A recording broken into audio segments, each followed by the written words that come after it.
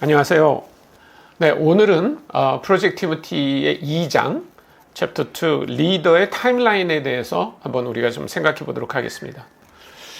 앞에서도 말씀드렸지만 리더는 리더로 태어나는가 아니면 리더로 성장하는가, 이 문제에 관해서는 많은 사람들이 후자를 더 지지하는 것 같습니다. 그러니까 리더의 DNA를 타고 나는 사람은 많지 않고 여러 가지 환경과 또 그가 자라가게 되는 그런 과정 속에서 리더가 된다, 이런 얘기입니다.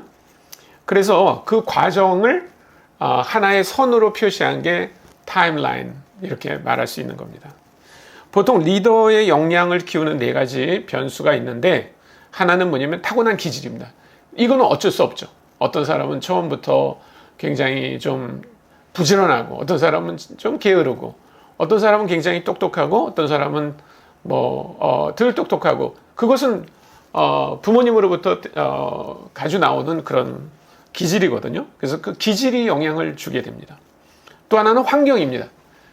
가족들 사이의 그런 관계, 아니면 부모님이 다 계신지, 아니면 출생의 순서가 어떤가, 이런 것들이 영향을 미치게 됩니다. 그 다음에 경험입니다. 인간이 태어나서부터 적어도 30, 40이 될 때까지 얼마나 많은 경험을 합니까? 네, 365일, 1년 동안에도 우리가 하루에 한 번만 어떤 사건을 경험한다 하더라도 아마 그 수는 수천 가지가 될 겁니다. 그 경험들이 리더십에 큰 영향을 줍니다. 근데 무엇보다 중요한 게 반응입니다. 반응. 그 사람이 그 경험에 혹은 사건에 어떤 반응을 보이는가 하는 것입니다.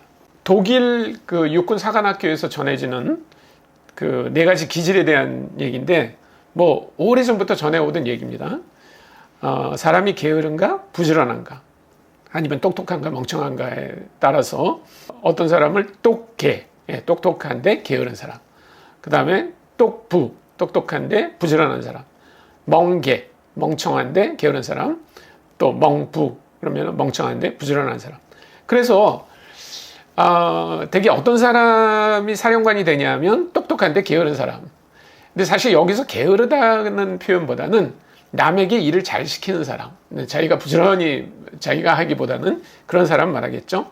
똑똑한데 부지런한 사람은 참모의 역할에 적절하다, 이렇게 우리가 말한다고 합니다. 그러니까 이 사람들은 남에게 뭘 시키는 일보다는 자기가 하는 걸 더 좋아하는 거죠. 그리고 아주 명석하게 일을 잘 처리하는 사람입니다. 멍청한데 게으른 사람은 사병입니다. 그러니까 이런 사람들은 기질적으로 시키는 일만 잘 하는 겁니다. 자기가 막 나서서 뭐를 하기보다는 딱 위에서 시키는 일만 하는 사람, 이런 사람들은 사병으로 적절하다, 이렇게 보는 겁니다. 그런데 만약에 어떤 사람이 머리가 잘 안 들어가는데 부지런하면 어떻게 됩니까? 이 사람들 쓰지 말아야 된다는 거예요. 왜냐하면 사고를 칠 가능성이 많기 때문에. 네. 전해지는 얘기입니다. 그렇기 때문에 혹시 여러분들 중에는 이 말에 동의하지 않는다, 이렇게 얘기할 수도 있는데, 오래전부터 독일 군사 문화에서 만들어진 얘기지만 우리가 생각해 볼 만한 부분은 있다고 생각합니다. 두 번째, 우리가 환경에 대한 얘기를 했는데요. 이 출생 순서가 리더십에 영향을 끼치는 걸 굉장히 많이 봅니다. 첫째는 대부분 부모 혹은 조부모의 관심과 사랑을 듬뿍 받고 자랍니다. 그래서 둘째가 태어나기 전까지 자기는 왕이라고 생각을 합니다. 그런데 둘째가 생기고 나면 이제 더 이상 그 지위를 갖지 못하지만 그것 때문에 오히려 이제 그 뒤에 나오는 형제들에게 굉장히 영향력을 미치는, 아주 자연스럽게 리더의 자리에 가게 되는 경우가 많이 있습니다. 둘째는 대부분 제 손자도 그렇지만 태어났을 때 이미 막강한 그 능력을 갖고 있는 형이나 누나가 있다는 사실을 이제 발견하게 됩니다. 그것은 도저히 따라잡을 수 없는 겁니다. 예를 들어서 2살, 3살 차이만 위에 있다 하더라도 벌써 그 생존을 위한 기능 자체가 다릅니다. 벌써 말을 할 줄 알고, 누나나 언니는 자기는 못하고, 누나나 언니는 막 뛰어다니는데 자기는 그렇게 하지 못하고 하기 때문에 늘 그 앞에 서열에 있는 자기 언니나 뭐 오빠나 혹은 형을 의식하면서 자라게 됩니다. 그래서 둘째는 대부분 굉장히 경쟁심이 강합니다. 자기가 어떻게든 이기려는 그런 생각을 갖고 있고, 또 그 과정에서 좌절도 많이 겪죠. 더더군다나 첫째가 굉장히 아주 도미넌트한 성격을 갖고 있다면 둘째를 막 억누르기도 합니다. 예, 그런 과정에서 만약에 둘째가 아주 성공적으로 잘 크면 그 첫째 버금가는 과정을 따라갑니다. 예, 2, 3년을 이렇게 건너뛰는 걸 말하는 거죠. 근데 그렇지 않고 아주 첫째에 눌려서 사는 사람이 있어요. 예를 들면 첫째가 공부도 더 잘하고, 그래서 어떤 기능적인 면에서 아주 뛰어나면 둘째는 계속 열등감 속에서만 이렇게 지내는 경우가 있습니다. 막내의 경우는 되게 사랑을 독차지합니다. 자기 아래 더 이상 동기가 없기 때문에 굉장히 막내는 사랑스럽고 귀염성이 많고 이런 경우가 많이 있습니다. 물론 막내 중에서 아주 뛰어난 리더가 되는 경우 많이 있습니다. 우리가 성경에 보는 것처럼 요셉도 막내입니다. 뭐 가정 아니라 국가를 다 살리는 그런 아주 훌륭한 리더가 되기도 하고요. 뭐 막내라고 해서 언제나 리더십에서 처지는 것은 아닙니다. 그러나 이런 출생의 순서가 어떤 사람이 리더십을 갖는데 영향을 끼치는 것은 분명합니다. 세 번째, 우리가 경험에 대한 얘기를 했는데요. 예를 들면 우리가 학교에서 리더의 역할을 해보냐 안 해보냐, 이런 건 굉장히 중요한 역할을 합니다. 예를 들어서 학교에서 뭐 자기 반에 반장을 했다든지 아니면 회장을 했다든지 이런 데 큰 영향을 미치죠. 부정적인 경험도 영향을 미치게 됩니다.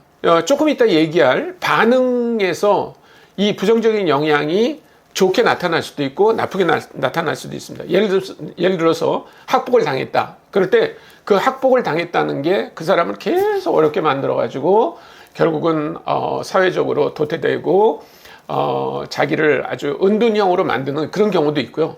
아니면 학폭을 당했지만 오히려 그것 때문에 약자들을 돕는 일을 한다든지 오히려 정의의 편에 서는 그런 일들을 할 수 있습니다. 또 젊은 시절에 방황할 수도 있습니다. 근데 이것도 마찬가지입니다. 방황했다고 하는 것 때문에 자기가 그것을 커버하지 못한 상태로 계속 도태될 수도 있지만, 그것을 극복한다면 그는 어떤 면에서 그런 아픔을 가진 그런 wounded 힐러, 아픔을 가졌지만 다른 사람들을 도와줄 수 있는 그런 자리에 갈 수도 있습니다. 제일 중요한 거는 네 번째, 반응입니다. 사건과 경험에 대해서 자기가 어떤 반응을 보이는가, 긍정적인 반응을 보이는가, 부정적인 반응을 보이는가가 아주 중요합니다. 예를 들면 요셉을 보죠. 여러분 한번 생각해 보세요. 요셉처럼 막내로 태어나서 온 자기 부모의 사랑을 독차지하고, 특별히 아빠로부터 굉장한 사랑을 받았고, 물론 형들은 이제 굉장히 좀 질시를 했지만, 근데 그 형들에 의해서 팔려가고 종살이를 하고 나중에는 또 무모한 아주 잘못된 사건이 만들어지면서 감옥에 가고, 그런 과정을 한번 생각해 보십시오. 얼마나 그 안에 쓴뿌리가 많이 생기겠어요. 근데 요셉은 그러지 않았습니다. 그때마다 그것을 하나님께서 자기와 함께 하시는 기회로 만들었고, 많은 주변에 있는 사람들에게 그것을 보임으로 말미암아 그는 나중에 애굽의 총리 대신이 되는 그런 데까지 올라가게 됩니다. 그는 계속해서 자기를 잘못하는 사람들을 용서했습니다. 그가 예를 들면 자기를 팔은 형들을 아주 미워하면서 씁쓸하게 그 세상을 살았다, 이런 기록이 없습니다. 또 그가 모함을 받아가지고 감옥에 갔지만 자기를 모함한 그 보디발의 아내를 계속해서 원망하고 어떻게 하든 원수를 갚으려고 했다는 그런 기록이 없습니다. 또 심지어는 감옥에서도 바로 왕의 간수장들이 요즘 말로 하면 무슨 대통령 비서 같은 사람들인데, 이 사람들이 자기를 기억해 줄 것 같이 얘기하다가 꿈을 해몽해 주고, 그렇지만 나가서 결국 기억하지 않았잖아요. 2년이 지난 그 기간 동안 아마 굉장히 간절히 기다렸을 겁니다. 나를 기억해 달라라고 분명히 얘기했기 때문에. 그런데 그 사람들한테서 아무런 기척이 없었을 때 아마 굉장히 좌절하고 힘들고 그분들에 대한 원망이 있었을 텐데, 요셉에게서는 그런 것을 찾을 수가 없습니다.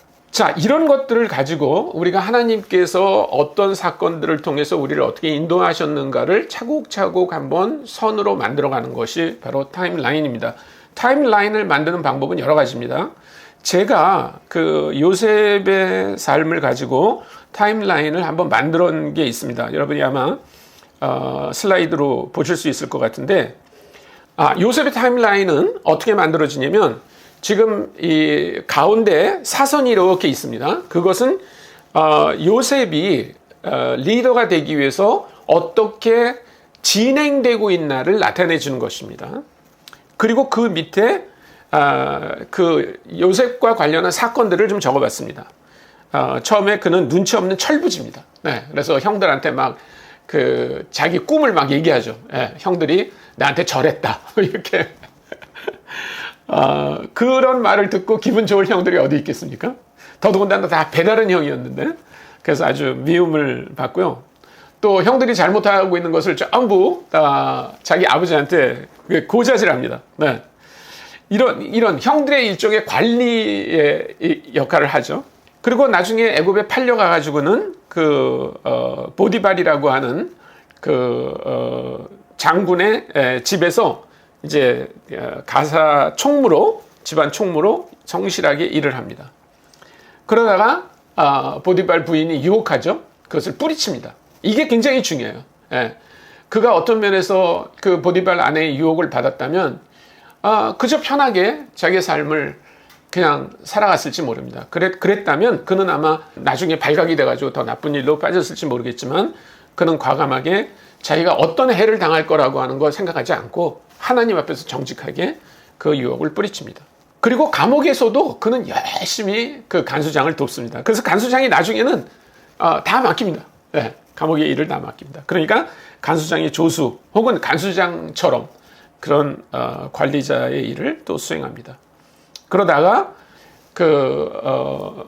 술 맡은 관원과 그 빵 맡은 관원의 그 꿈을 해몽해 주면서 그는 나중에 이제 바로의 선출을 받아가지고 애굽의 총리로 그렇게 섬기게 됩니다.